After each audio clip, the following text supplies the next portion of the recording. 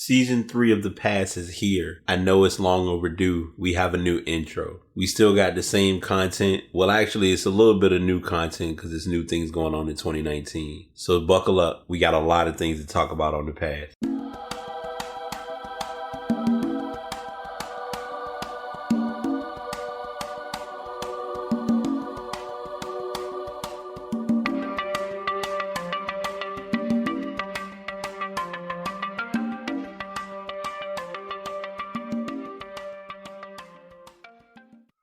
All right, let's try that again. Episode 240 of The Pass is here. What's going on, y'all? What's good, everybody? I'm your host, BT. Hope everyone has had an amazing, awesome weekend. Those who have celebrated Easter, happy Easter. Those who have celebrated 420, props to that as well. A lot of news, a lot of things have happened over the last week, and I'm here to give y'all great content and great news and information on all of that occurring. Now, I'm going to go ahead and get before I do the one that I don't have listed because it wasn't, and I'm going to talk about this on the show today. First and foremost, if you are looking for a way to support me on getting the podcast out to others, if you go to passpodcast.com, leave a review at the bottom. It's a button. Just hit that button and you can leave a review through iTunes. Or if you go to the show notes for this podcast, if you're already listening, you can leave a review there as well. That really gives me a better understanding of what I can do better, what content I can provide. I am looking at still getting guests, possible co-hosts, working on those things as well. I have a bit of a surprise coming up, but I'm not going to talk about it yet. But we have a lot of, like I said, we have a lot of information to discuss, a lot of things to go into. I think what I mentioned earlier, I'm going to save that for the music sesh or AirPods Escape, because I did kind of get a little bit of a sniff of that, and we'll save that for that point. So since we've got almost a minute and a half worth of information talked about already, I'm going to surprise y'all with a bit of a different start this year, or this week's show.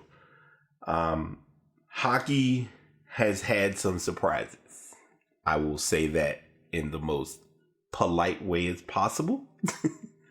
The Tampa Bay Lightning got swept by the Blue Jackets, by the Calgary Blue Jackets. And I think no one in their right mind saw this one coming.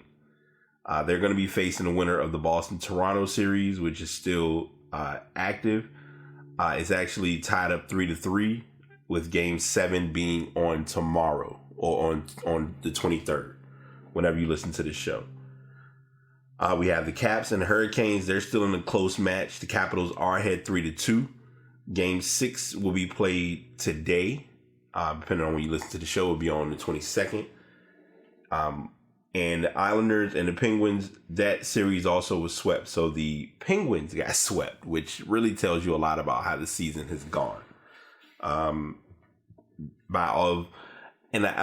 having to remember, because I didn't factor this in. The Islanders are playing better this year because the coach for the Islanders previously had coached the Washington Capitals.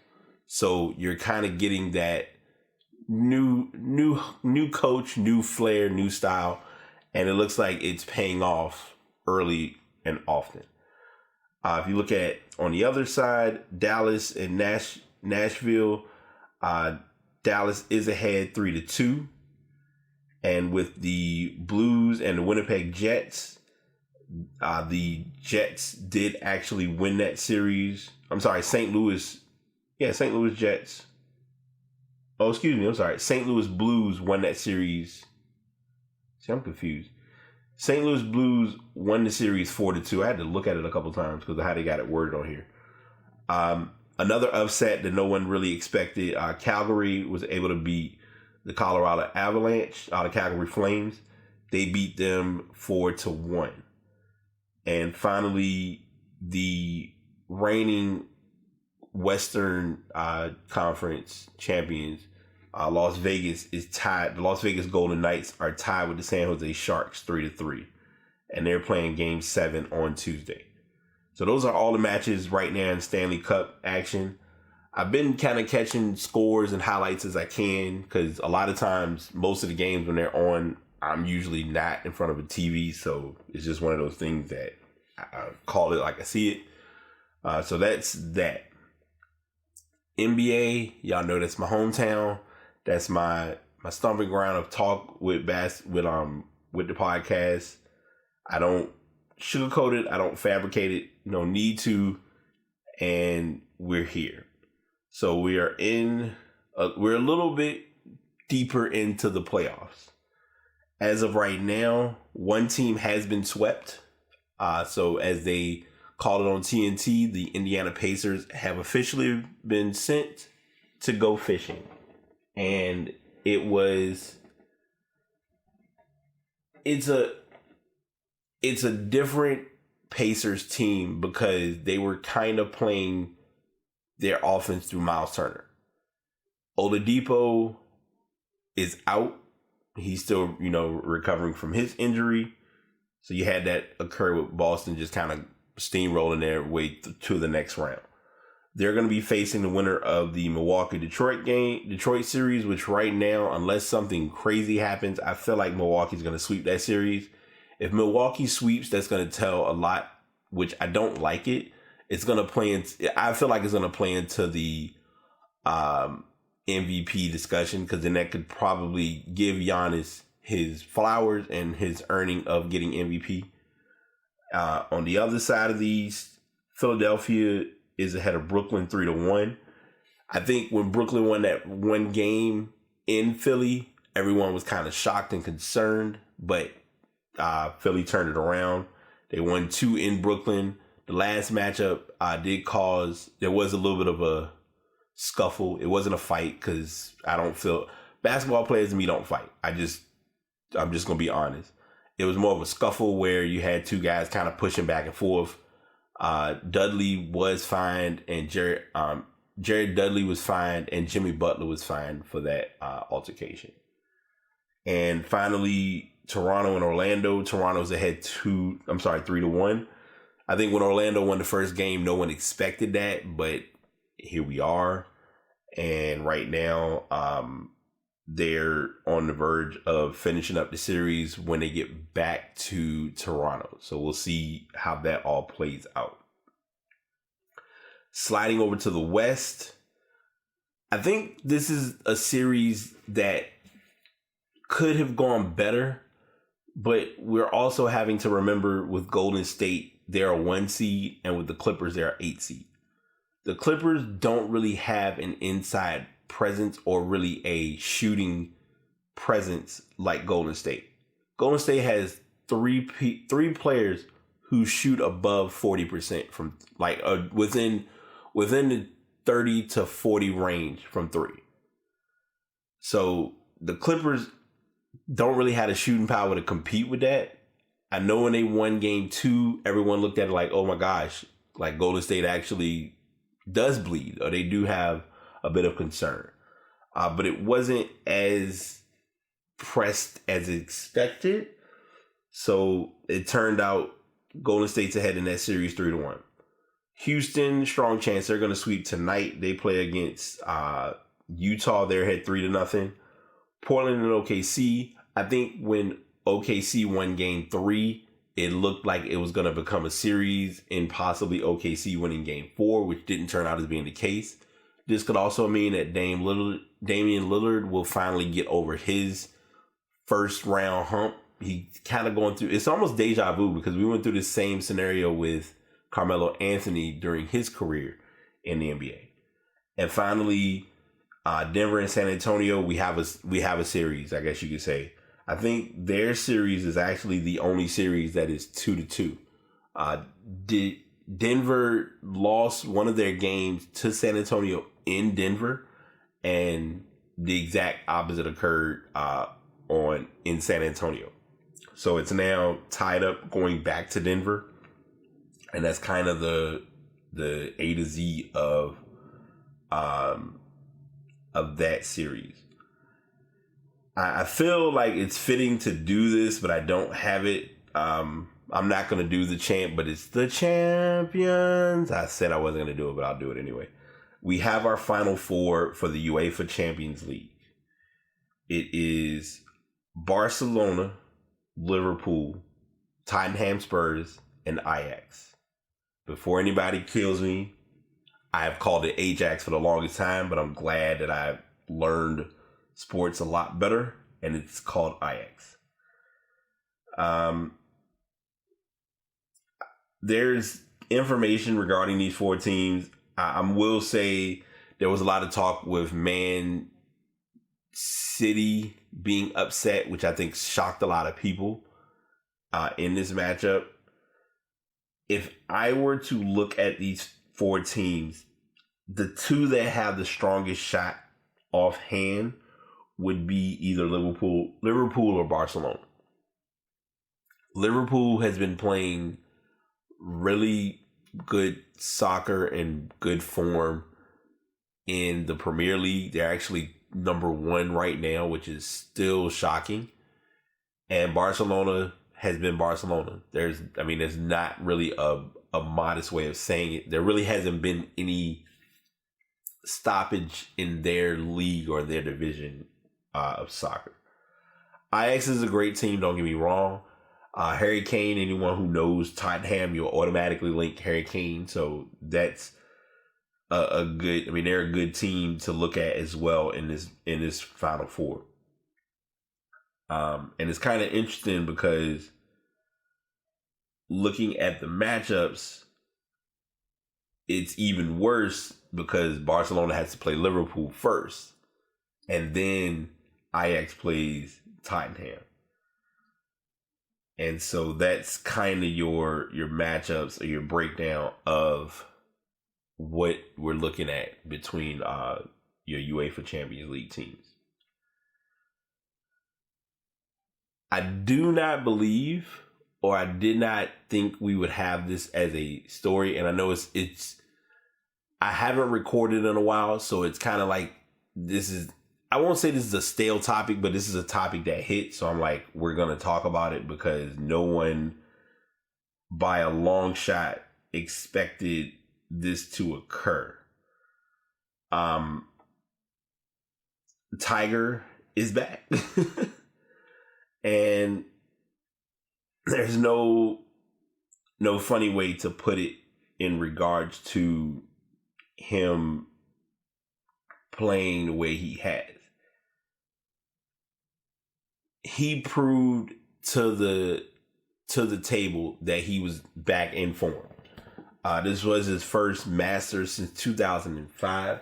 So you're looking at 14 years since he last won the Masters, or as they call it in the golf community, his first time in 14 years of getting the green jacket. The roars were loud and earth-shattering, and not just on the course. This is the article from ESPN. There was Tiger Woods inside the Augusta National Clubhouse, screaming at the television, nervous energy and anticipation consuming the room, while her son was attempting to finish the most improbable of major championship victories. There were her grandchildren, Tiger Woods' daughters, Sam and son, Charlie, waiting behind the 18th green.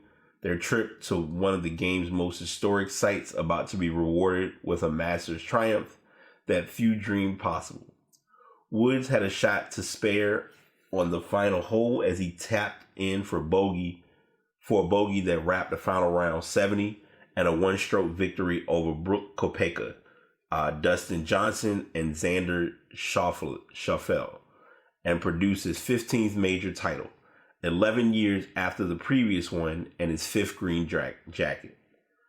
Just unreal, to be honest with you. Just the whole tournament has meant so much to me over the years. Coming here in 95 for the first time and being able to play as an amateur, winning in 97 and then come full circle 22 years later to be able to do it again, and just the way it all transpired today. This was all said by Tiger Woods, and they give a little bit more backstory behind this. I don't think he expected to win, but he he relished the moment, and that is what made this win important for his career. We all know what Tiger went through. We all know about all the backstories. But in hindsight and in reality, Tiger did what Tiger does, and that's he went out and won.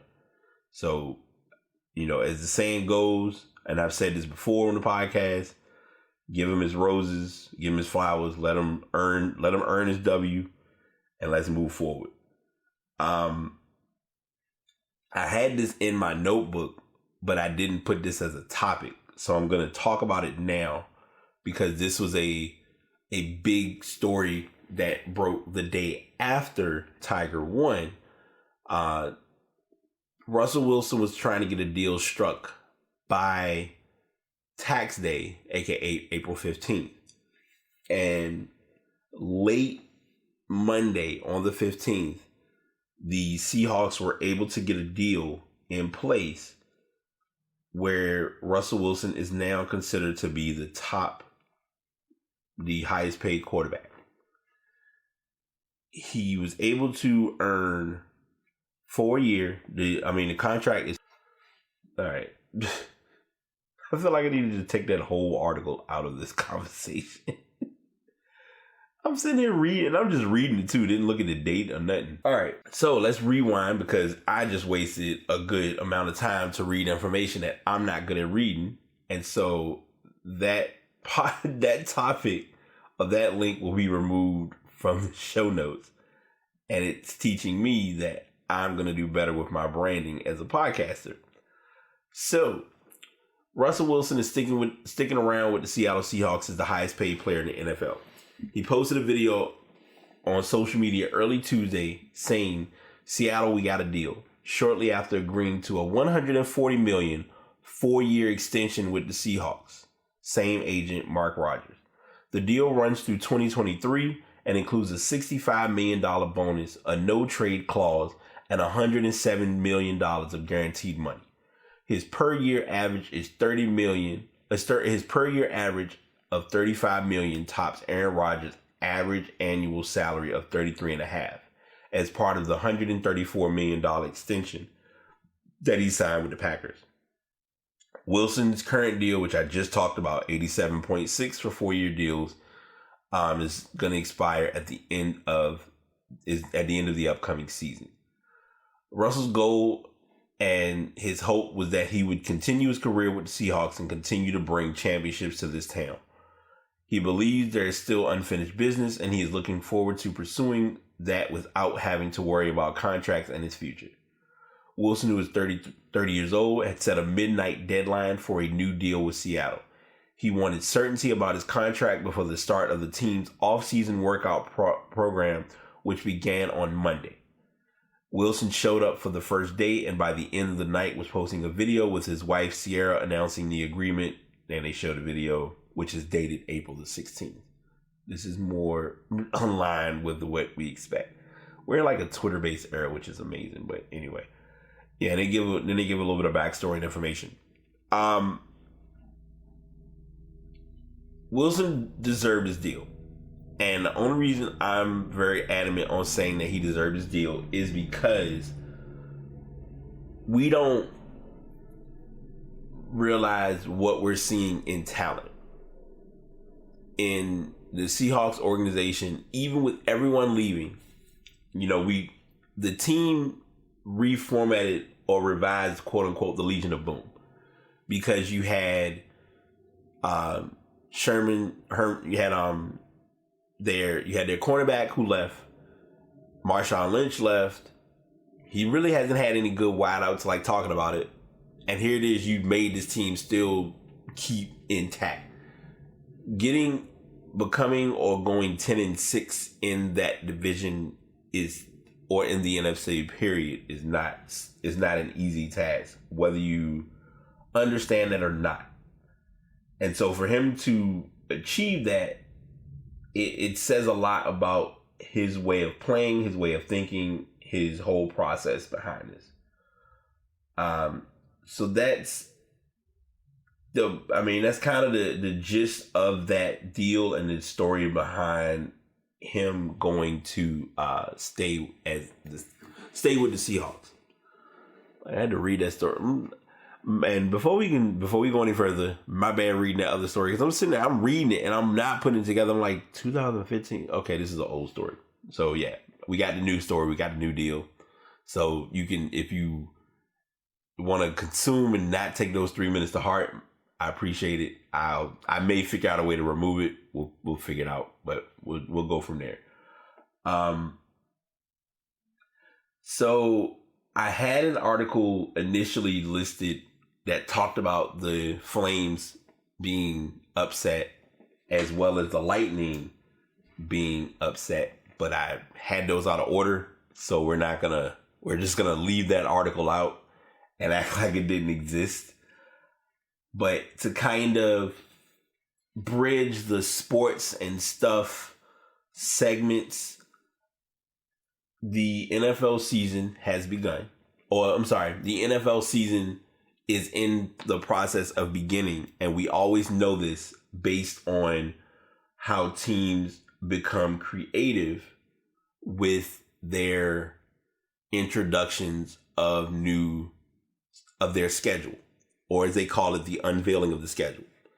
A few weeks ago, and I'll give this as a bit of a backstory, and I don't mean to be that loud on the mic.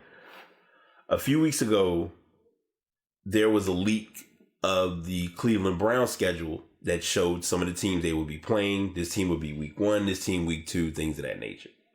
Well, each team has now officially unveiled their schedule.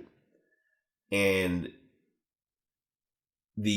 I'm not going to play the video on the podcast, but the link is in the show notes that will show the video for what Carolina did. Now, before I talk about what Carolina did, I'm going to talk about some of the other schedule unveilings that I did get to see. I did look at, I believe Atlanta showed their schedule in like a video montage of what teams they would be going against, where they would be playing. It was almost as if it was a 3D design of showing the actual facilities where they would be playing these games. Like they showed Minnesota, they showed Carolina, like everyone that they were playing, like their arena or their stadium and what week they were playing in.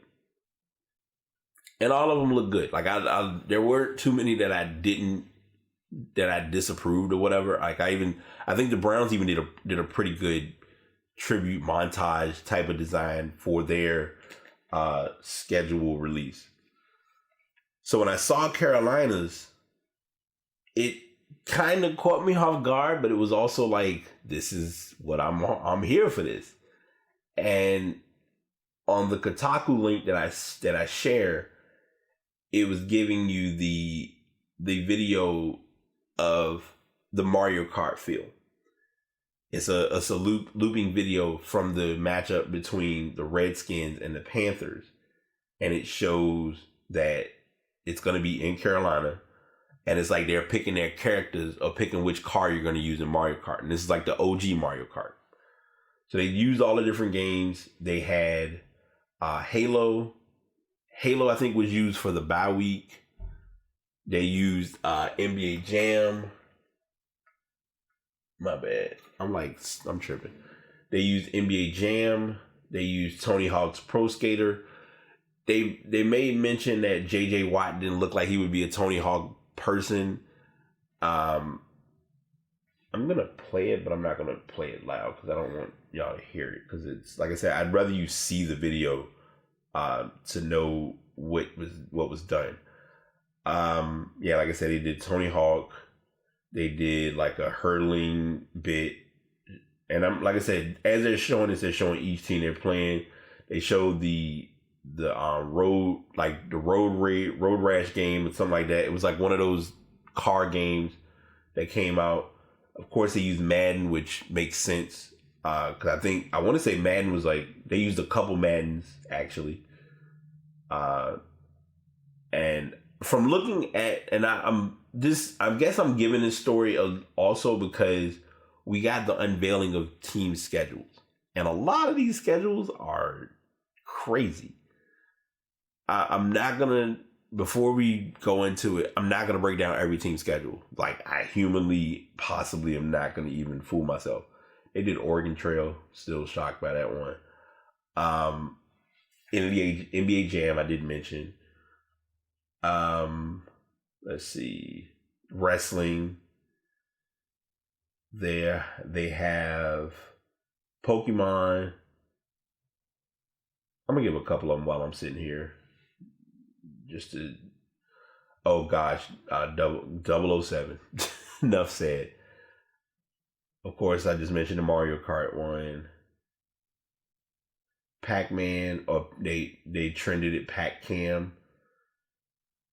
Of course, Sega, which then goes into the final couple matchups. I think they even use Words with Friends for one of the weeks. Oh, no, come back. Yeah, they use Seattle. Yeah, Words with Friends. And what was the last one? The last one was Mortal Kombat. And then they showed the actual schedule, which gave like the Tecmo Bowl look, but it has like the player coin, insert coin type scenario. I'm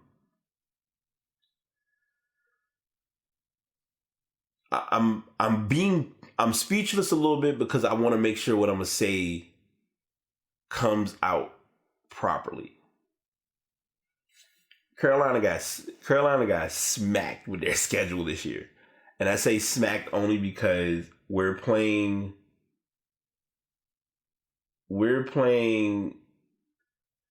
the Saints twice out of our last 7 games.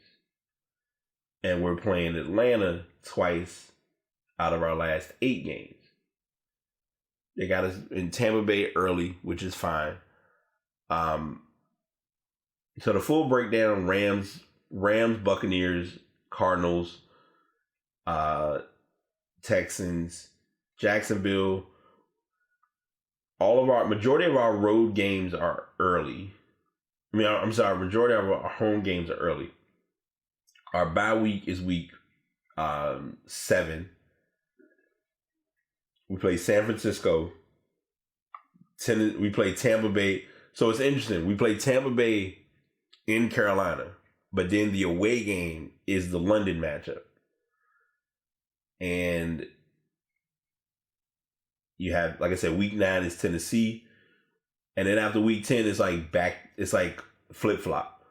At Green Bay, home against Atlanta. At New Orleans, home against Washington. At Atlanta, home against Seattle, which is good for us because not having to not make that West Coast trip. The only West Coast trip we have to make 2.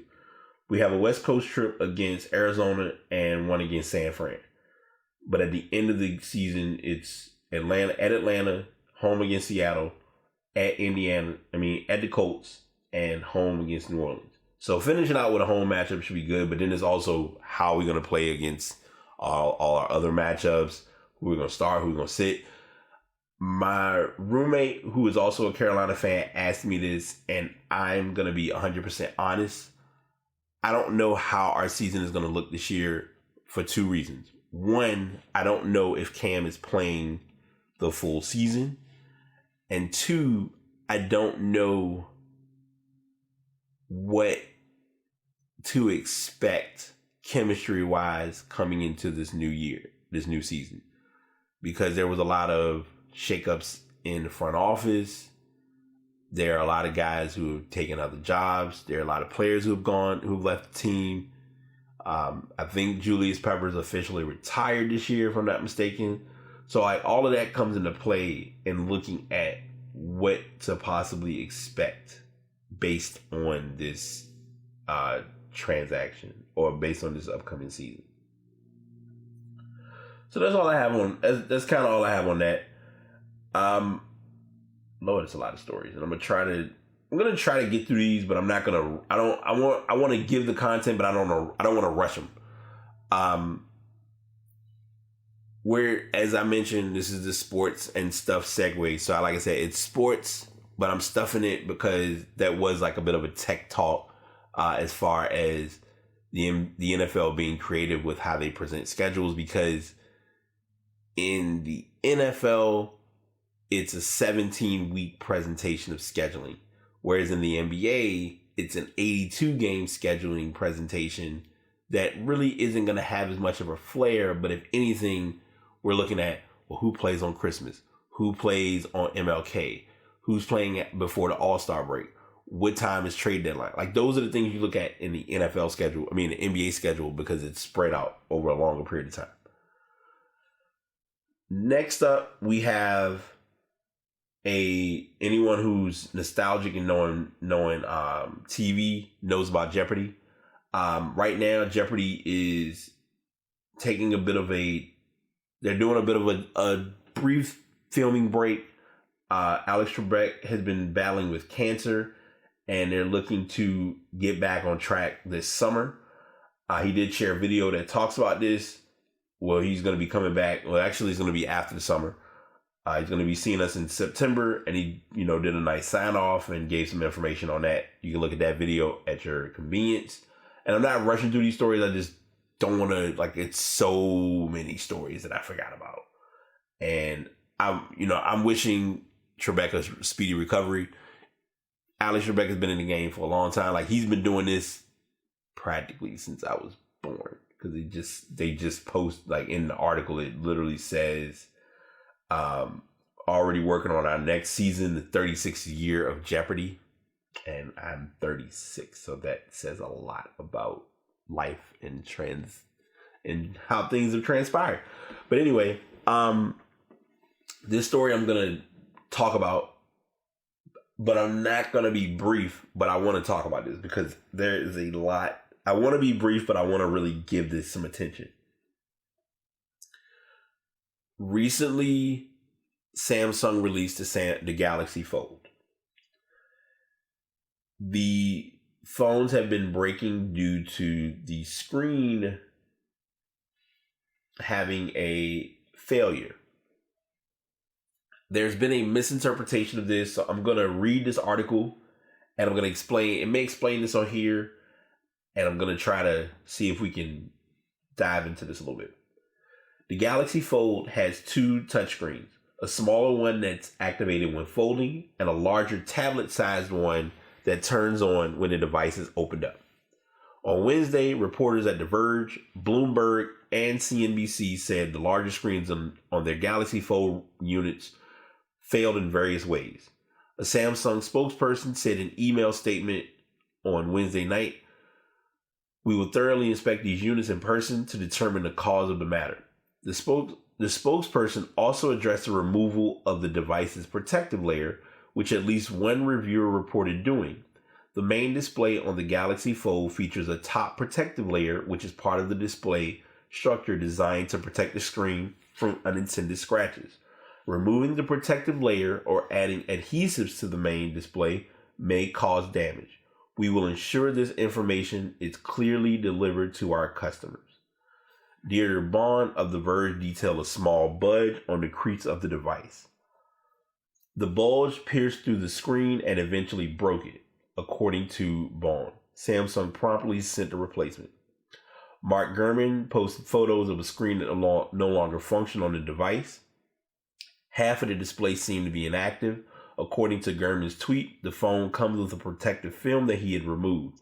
Samsung told Gurman that the layer is not intended to be removed. He also said there is a tear at the top part of the hinge. When he poked at it, the screen got worse. YouTube producer Marcus Brownlee tweeted that after peeling off a part of the phone's protective film, the display spazzed and blacked out.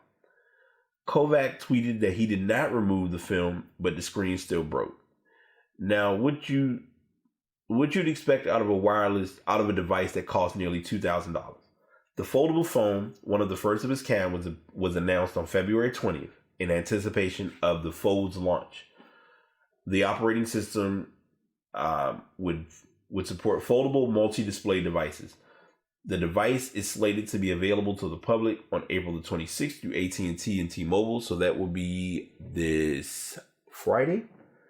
The issue may only affect a limited number of devices. Another reporter, Jeffrey Fowler of the Washington Post, noted that after folding and unfolding the phone over 100 times, the screen was still functional on his device. In 2016, Samsung was forced to cease production of its Galaxy Note 7 after reports that the device's battery were catching fire. The company recalled millions of phones due to hardware failure. They did give some updates from Samsung, update with a statement from Samsung, which they did mention regarding the issues with the phone. So that's the long version of it. Here's the basis of what happened. Anyone who typically gets a new mobile device, I don't care who you're with, Android, iPhone, MacBook, any tech device that has a protective layer on the top, your natural habit is you look at the layer and you think, oh, well, this is the layer that's going to come off so I can actually use the screen.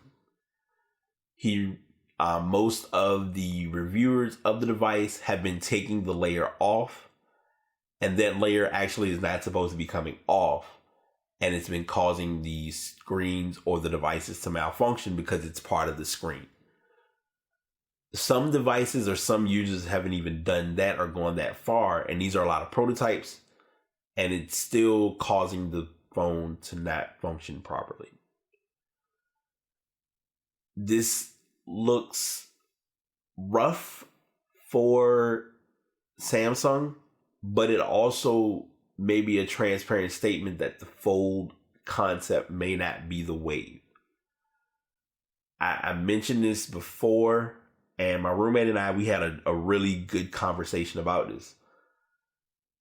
I feel like it's a good device, but I don't think it's a good device for America. Americans aren't great with devices or taking care of products. And something that they mention in here is important to me personally, because if I'm using a phone to this extreme, I'm going to get a screen protector. If you're telling me that if I place a screen protector on it, it could damage or affect the phone, how am I supposed to protect the phone? So that makes it a little tricky, a little risky with using the device. So we'll keep our eyes on this when it officially releases and they bring out the official builds. Will it really stand up to the expectations that we're looking for out of the Galaxy Fold? And also, before I continue, because I forgot to mention this, I'm trying something out with the podcast microphone with the Blue Yeti. The last couple of shows, I'm always setting up the stand, the filter, the windscreen. I've removed the windscreen and I'm using only the pop filter on the Blue Yeti, but I also have the shock mount. So I'm trying some stuff out to see if it sounds better, if it sounds different. If it's too loud, I want input feedback. I'll appreciate it. I know that was like weird to put that at like the 42-minute mark, but whatever. Apple has announced, and I feel like I've mentioned this before, but Apple is looking to add dark mode to the iPhone. And all I'm going to say to that is it's about damn time. That's all I got.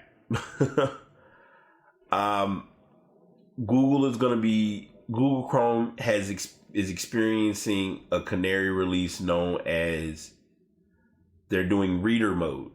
So it's going to give you the option. Reader mode has become a standard browser feature. Safari added its reader mode in 2010, and Firefox and Microsoft Edge browser have had one since 2015.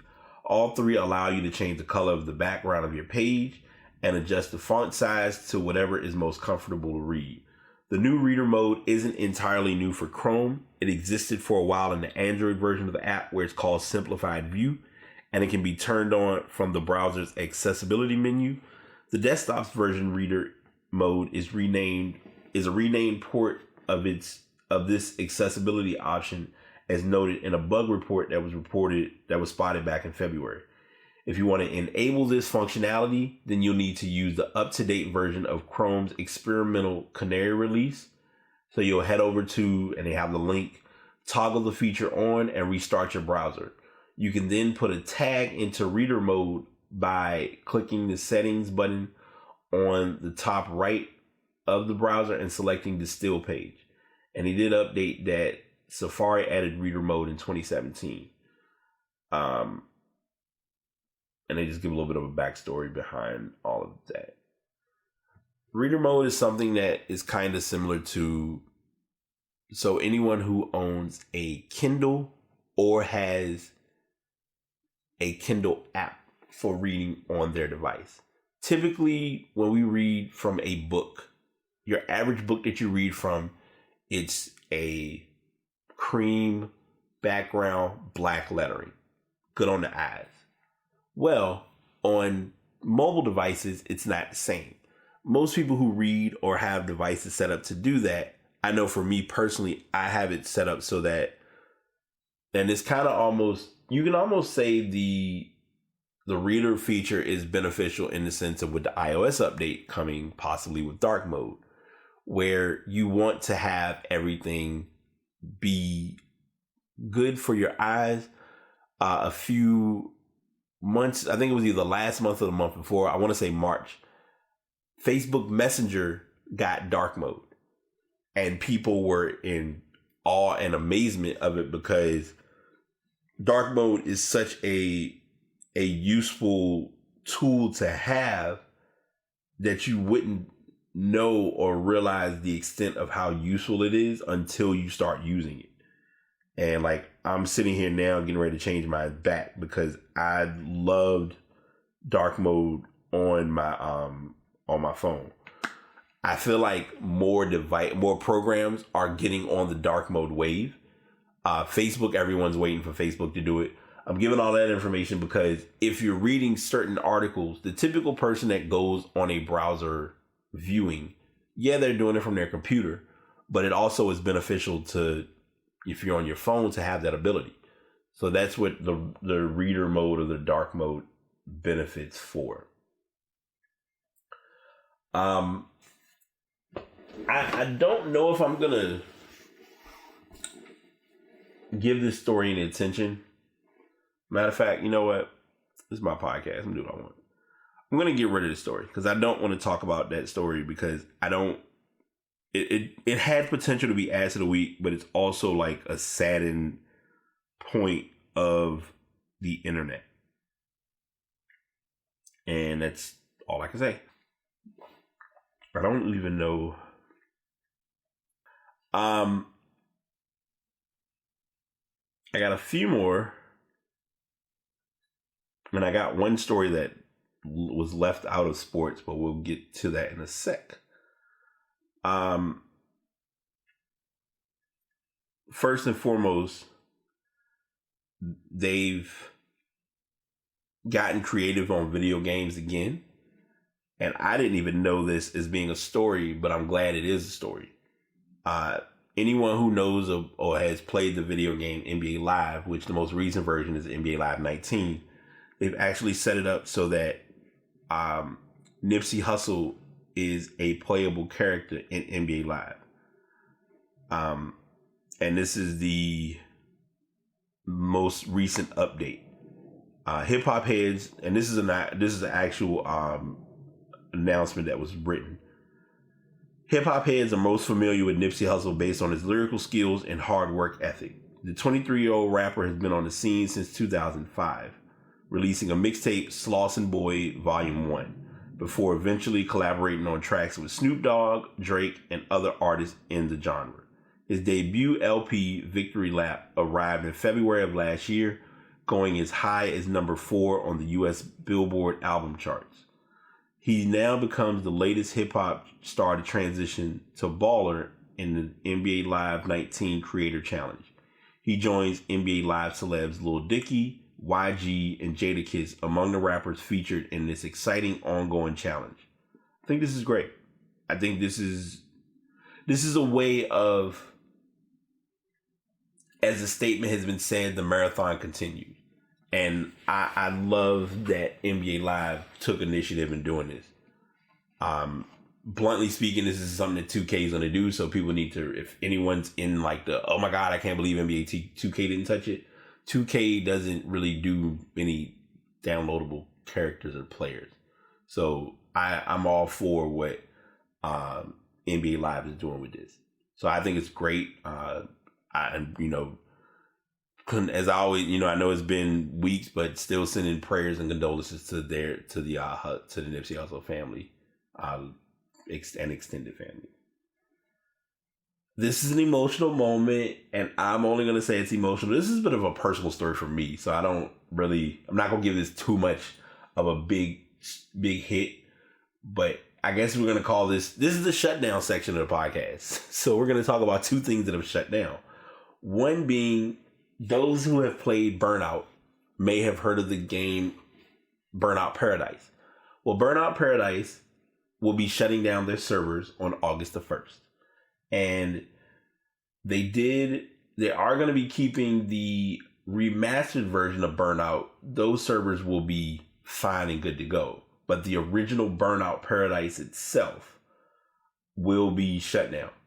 And this was, this game launched back in 2008. It was on Xbox 360, PlayStation 3, and on PC. You can still play offline, getting trophies, possibly even doing backwards compatibility is going to be impossible unless you get the remastered edition. I don't see me doing that. Because Burnout was something I played, but I really didn't stick with Burnout Paradise. Because if anyone remembers the Burnout trend, you had Burnout Revenge, then you had Burnout Paradise. Burnout Paradise was like an open world of just driving through different maps and kind of just grinding to get into different online matches. You couldn't find many matches anyway because not everyone was on that. It was a community that was beginning to cut down anyway, so you kind of saw it coming. Also shutting down is BBMs, or BlackBerry Messenger. BlackBerry Messenger tried to keep up. It tried to hold its own, and it really was something that could have stuck. But the problem is, and I'm gonna freestyle this story because they are saying that the paid version, which is an enterprise version, will still exist. But there's no point in paying for something that really is free, but not everybody uses BlackBerries or really was using the Messenger recently. You don't have many, and it kind of ties into what I was just saying. There aren't many BlackBerries available in the market. So it's kind of expected that this was coming. Like, it's almost like these both could be put as passes of the week, but they're not coming or haven't officially happened yet. But they're no longer going to provide end support for the messaging app on May 31st. If you've already moved on, let's see. Those using the enterprise version of the app called BBME will continue operations as normal. If you really miss BBM and want to keep using it, you can also download the enterprise version on Android and iOS for free, but there is a $2.50 subscription fee for every 6 months. BBME does not offer end-to-end encryption and message editing, unsending, where the consumer version didn't. So it may be worth the dollars if you're still an avid BBM member. Haven't used BBM in probably over a year, so I wouldn't miss it. But that's, of course, I'm one person. There are some people who still are in need of that BBM usage, and that's cool. This story was skipped through the sports, but I'm going to go ahead and bring it up now. The AAF has officially filed for bankruptcy, and we saw this coming. Where it's just a matter of when the league is officially gonna fold. That's really all I got. I don't really want to say too much on this story, only because it just did not look good. The AAF league as a whole just did not stick. And there's no pretty way of putting it. And that's really the nicest way I can say it. So yeah, that's really all there is to that story. The AAF is filing bankruptcy, which, I mean, we already knew the fold was coming, or that they shut down operations, and I mean, I think they only had like another 2 weeks anyway, which is now that the season is officially quote unquote over, they can kind of sever ties with it, come back to it and see if it's going to work again. XFL, you're up next. No, honestly, I hope the XFL has their shit together. All I ask, and I'm going to say this as nice as I can, is I hope the XFL, one, I hope the XFL has their shit together. Two, I hope the XFL has some form of an affiliation or a connection with the NFL. If they don't, it's not going to last. And I'm saying this in the most clean and polite way possible. The reason that the Big Three League is relevant is because Ice Cube has a good relationship with the NBA. It's not to say that the NBA or Adam Silver is going to show up at a Big Three game. Let's relax. Let's calm down. But it's going to generate a strong crowd or strong attention because you got guys who used to play ball coming to this event. Going to the JBA League. The JBA League has no affiliation with the NBA. If it was affiliated with the NBA and possibly had a connection to the G League, I would give the JBA League more props and more love. I don't see it. And it's more clear because we haven't talked about it, but there's still no talks of what LaMelo's actually going to do yet. I mean, it's April. Graduation is in a few weeks. So what's the plan? What are you going to work on trying to do? And that's all I'm going to say about it. Before we get into our asses of the week, because people are just stupid. First and foremost, for our music escape, there really wasn't much of a music escape that caught anybody's eye or attention. As everyone knows, the Bayhive was out. To put it in the cleanest sense, Beyonce's I don't know what I want to call Hollywood. Her homecoming presentation was done. The live album. I've not listened to the actual album. There's no point, and let me say this to say it without saying it. There's no point in listening to the Beyonce live album if you've already watched the homecoming presentation on Netflix. I'm about probably 20 or 30 minutes in. I haven't really had a chance to really just sit down and watch it. But I am tuned in, keeping up with that. And I like it. I mean, I'm the indifferent Beyonce fan, but I'm also a music fan. So I'm gonna, listen and be engulfed. And I also am all about entertaining and performances. So that on all those factors, it worked out just great.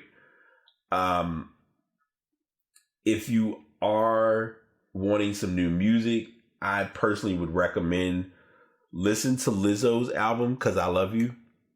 I love that album. I've been going back and like getting pieces of it every so often, and I'm impressed. There are a couple new singles that have come out. Lil Dicky's album is out, or Single Earth released last week. Jaden has a new single album called Iris is Coming. And that's about it. Like, there really wasn't music was kind of quiet this weekend. But like I said, I mentioned, I talked about it early in the podcast. But yes, Homecoming was presented to everyone, and I think a lot of people got a little rushy about it. And I'm gonna give some insight to something because I think people forget this, but I'm always here to help. If something releases and it's through a company, And if the main headquarters of the company is not on the East Coast, if they say it's coming out at midnight, expect it at 3. That's all I'm going to say. Homecoming was expected to drop at midnight, but not midnight Eastern Standard Time. I think when a lot of music comes out on Spotify, some music, depending on the source, sometimes it will drop on at midnight, but it's also going to be based on what time zone you're in. Spotify, I know a lot of times I usually just wait until the morning and then I catch whatever new music just dropped. So there's that. But yeah, that's mainly. I think another remix came out for Old Town Road. I don't know if it's the same one because it looked like they trying to add like a bunch of artists on this song, but that's kind of a nice way to put it. And that's it. That's mainly our music sesh, our AirPod Escape. I have been working harder on doing better with escaping with my AirPods because I haven't. Guilty as charged. But I just want to share that before we go into our ads of the week. We're near the hour mark. And I'm going to talk about this now before I forget. I've noticed since I've done podcasting and now that I'm getting into a better flow, even with all the topics we have today, 1 hour, 110 is usually like the sweet spot of, okay, we got to wrap it up. And I'm not wrapping it up like rushing the stories, but I'm like, I want to make sure I give y'all good content and not limit the information shared to the masses. So I want to make sure I get that on the table and out there before we run all over the place. All right, let me shut up and we're going to get to our asses of the week. Yeah. Sorry, man. I had to take that one. Nah, we'll get to our asses of the week for real. First up, all of the idiots who have decided to make new stages for Smash Bros. Ultimate. Of all things, we got to put penises or we got to put dicks in anything and everything that does not need that design. The latest update for Super Smash Bros. Ultimate had a bumpy rollout. With it, hard for players unable to download and connect. However, once they could, some of them did the inevitable. They drew dicks. I know for the readers and for the podcasters, and I should have warned fuck it. This is definitely explicit content. You're going to see the explicit content mark. So if you have kids that listen to this show, they may want to depart for the Smash conversation. So, but there is a 3.0 update, which is a stage builder, which allows players to create and share their own creations. And no pun intended, the dicks were bound to happen. They always are. I'm proud to say I'm the first person to make a dick in Super Smash Bros. Stage Creator. And this is PewDiePie 2. Euphoric posted, just made, and people's grammar, oh my God, just made the first ever dick stage in Smash Ultimate. So proud of myself. Thank you, Jesus. All caps. So many dicks. Another one said, guys, Smash Bros. DLC hasn't even been out 2 hours and y'all already drawing dicks in Stage Builder. Yeah, why are you surprised? Shouldn't this kind of stuff be yanked? Explain this then. No, it says, Stage Builder has a function that prevents you from drawing certain shapes. Those shapes includes penises. Someone on the Smash Bros. Development team was paid to code and create penis detection software. Someone responded and said, explain this then, and it shows a weirdly shaped penis, dick, whatever. Then they show one where it just looks off. It says I've seen LMAO, and then it shows, I guess, the process of the dick and the spewing, and they put not safe for work. One of them is Tall Erectus, and it's, yeah, all right. So, I mean, there's plenty more. It's, all over the place. And they said others were not fucking around. The dick on this stage moves, by the way. They had it set up where it looked like they were having sex. And then they have some that the dicks are rotating. Come on, y'all. Like, you have a platform And this is my thing I'm gonna say about this before I go into the other ass of the week, because he really is the ass of the week for me.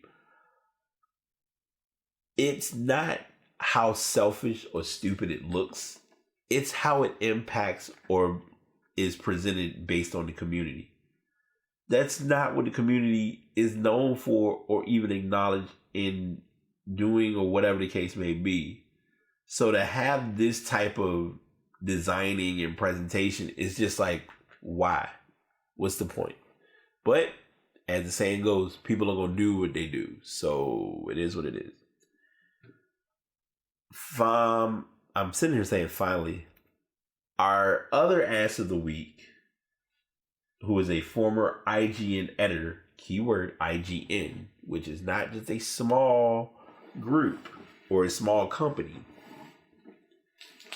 was able to admit to plagiarism. His name is Philip Mewson. He lost his job at IGN due to plagiarism. He did issue an apology. Unlike his prior attempts, this one addresses the specific issues at hand. It also gives apologies to the people who he wronged. The video below names Boomstick Gaming, the YouTube channel of which he lifted the Dead Cells review that started the scandal. He also names Nintendo Life, Nintendo Wire, Engadget, and Polygon, as well as sources, the articles he plagiarized. Finally, he names the former employer IGN, who took a hit in credibility in the wake of the scandal. By the end of the video, Philippe states that I will be better, I will be original. Since losing his job, he's gone back to his YouTube channel. His uploads have consisted of Nintendo Switch content for the most part.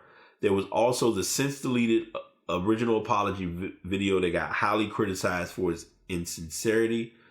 All YouTube videos he posted has had an overwhelming amount of dislikes since the scandal, except this one. Philippe the script. There is no excuse for what Philippe Mewson has done in the past. Plagiarism is probably the number one worst thing you can do as a writer in this or any other industry, and to follow it up with not only an apology, but also a challenge to Kotaku editor Jason Schreier to find more evidence of his action was truly a low point. And they show that information.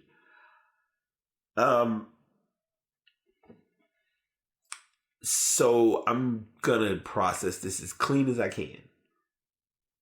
As a blogger, and even as a podcaster, and I think I kind of knew this with doing podcasting, but I make it my goal whenever I podcast. I read all these articles because I want to make sure that the content arrives to the listener in the right manner.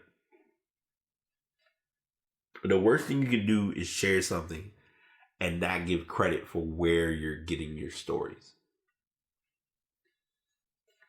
It almost goes back to when you were in school and you had to write a paper for school.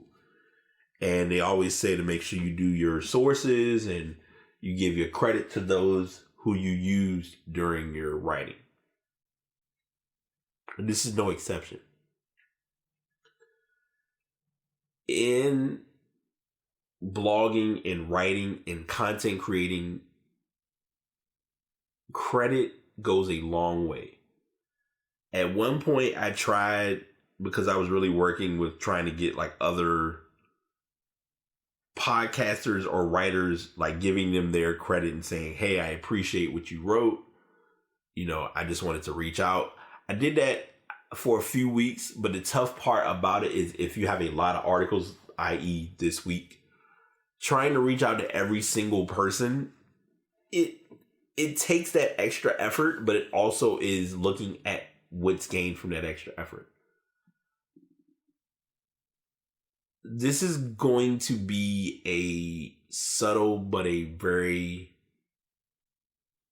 simple pass the message this week.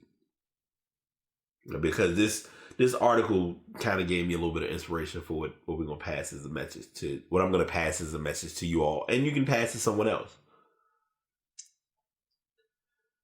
If you have done something or you've achieved something or you've gone somewhere and something has occurred and it was thanks to other people or other moments or other opportunities, give people their motherfucking credit. Don't just let the moment happen and move forward and not realize that it took other people, not even in the sacrificial basis, but it just took other people, period, for you to get where you are or for you to lead to what's coming up down the road or whatever. I shared in that manner, and I say it with that emphasis because we get through a lot of things on our own. Don't get me wrong. But we need to take that moment or take that time in really realizing that others are going to help us or have the ability to help us with what we're working on more than we give them credit for. And I know that's like a weird talk around of saying it, but it's like a lot of times there are folks that are in your circle or in your corner that are bigging you up. And you embrace what they say and you appreciate it, but you never at any point say thank you or I appreciate what you said. To some people that may not seem like a lot, but for some it goes a long way because you don't know what a person does or doesn't need to hear to get through certain things. So my message I'm leaving to you is thank those who have helped you through whatever. And that's all I got this week. I know there was a lot of information. There were a little bit of silent points, but I got through everything. And there was a lot of, like I said, there was a lot of topics to dive into. Next week, I have a surprise. I already shared that earlier. I might be continuing playoffs talk. I don't know. I'm going to see how the collaboration with the idea I have comes together. But with all that being said, man, like I said, podcasts uploaded each week on Spreaker. Microphone, y'all hear me on the Blue Yeti. This probably gonna be said at the outro too, but I'm still saying it now because if this is what you want to do, invest in it while you can. Not when you think you're ready, like do it now because the opportunity may never come again. So I guess I gave y'all 2 passive messages. But I'm out. BT signing out. Y'all take it easy. Catch y'all next week. Peace. Another episode is in the books. Thanks to everyone for tuning in. As I always share, if you'd like to get into podcasting, you can check out Spreaker.com. And if you're looking to invest in a microphone or if you're looking to genuinely start with recording, I use the Blue Yeti microphone, but you may prefer to do the Samson Meteor. Just know that if it's your craft and it's something that you're meant to do it and do it well. That's my main thing to tell people about 2019. Do it and be reliable. Y'all take it easy.